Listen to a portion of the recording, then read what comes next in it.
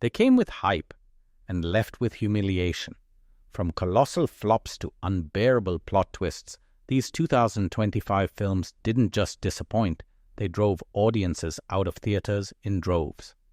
Welcome to Top 10 Enthüllt, where today we're counting down the movies that made viewers regret buying a ticket. 10.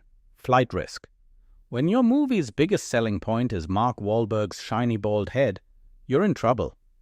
Flight Risk was loud, chaotic, and desperately trying to soar, but with Mel Gibson in the cockpit, it crashed before takeoff. Even with a star-studded cast, it proved one thing: sometimes talent can't save a film from its own director. 9. Brideheart, Imagine. Die Hard crashing into Bridesmaids. Wild, right? Brideheart tried and face-planted. With a cast full of comedy powerhouses like Rebel Wilson and Oscar winner Divine Joy Randolph, this genre mashup had potential. But instead of brilliance, we got chaos. 1 minute slapstick, the next a shootout, all wrapped in the elegance of a drunk bridesmaid. Critics shredded it.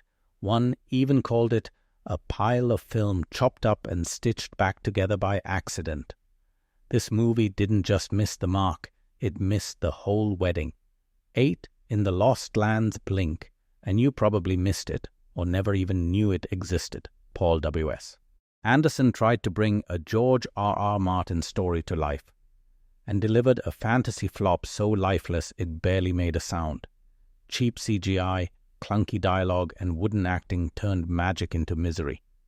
Not even Dave Bautista's grit or Mila Jovovich's star power, reunited with her real-life husband, could rescue this mess. World-building, weak. Pacing, painful. No wonder it slipped into theaters so quietly it was practically hiding from critics. 7. The Alto Knights. Robert De Niro playing two iconic gangsters in one film. That used to be box office gold. Not this time. Under Barry Levinson's sleep-inducing direction, the Alto Knights stumbles even with De Niro pulling double duty as Frank Costello and Vito Genovese. With a script from the Goodfellas writer and a dash of Sopranos alumni, it should have worked.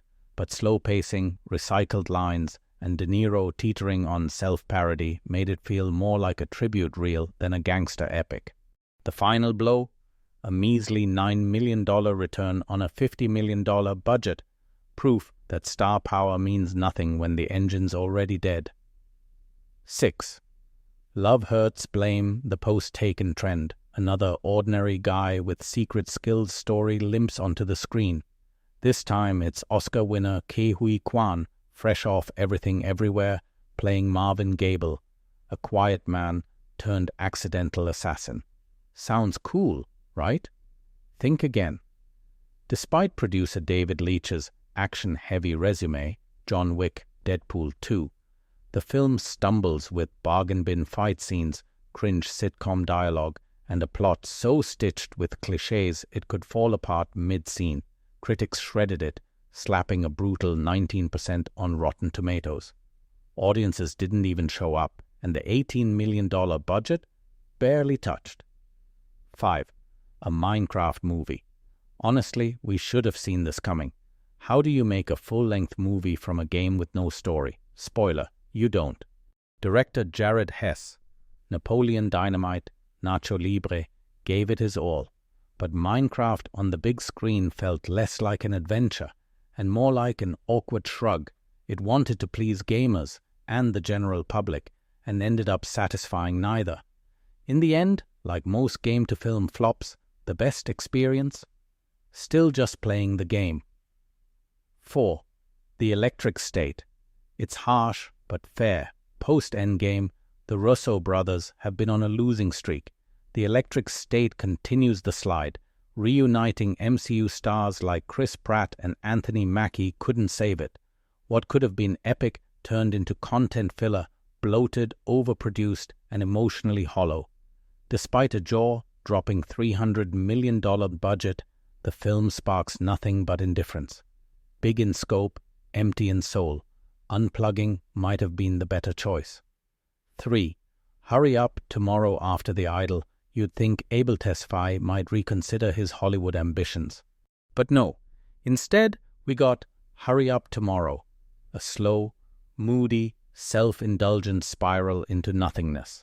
Sure, it's stylish. Yes, it has a few smart takes on fame in the digital age, but underneath the aesthetic, just empty posturing. Tesfaye aims for art-house mystery but lands in a puddle of pretentiousness. No tension, no payoff. Like The Idol, it mistakes silence for substance and ends up saying absolutely nothing, just slower. 2. Star Trek Section 31. Section 31 promised a daring leap for the Star Trek universe, but delivered a stalled shuttle floating aimlessly in deep space.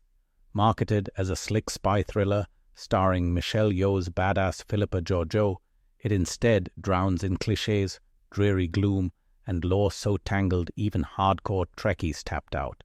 Despite Yeoh's undeniable magnetism, the film never earns its existence, feeling more like a franchise obligation than a bold new adventure. Forgettable, joyless, and recycling old ideas with darker lighting. In the end, Section 31 boldly goes absolutely nowhere. 1. Snow White. Mark Webb's Snow White didn't just stumble into theaters, it arrived already bruised by a storm of controversy. From Rachel Zegler's viral criticism of the 1937 classic to Gal Gadot's casting during the Gaza conflict, this film was a PR nightmare before it even hit the screen. But even without the drama, the movie flops on its own merits. Lifeless CGI, dull musical numbers, and a script so sterilized it drains the fairy tale of danger, wonder, and soul. With a staggering $300 million budget and only $200 million clawed back, this remake proved one thing: even Disney magic can rot when the apple's poisoned from the start.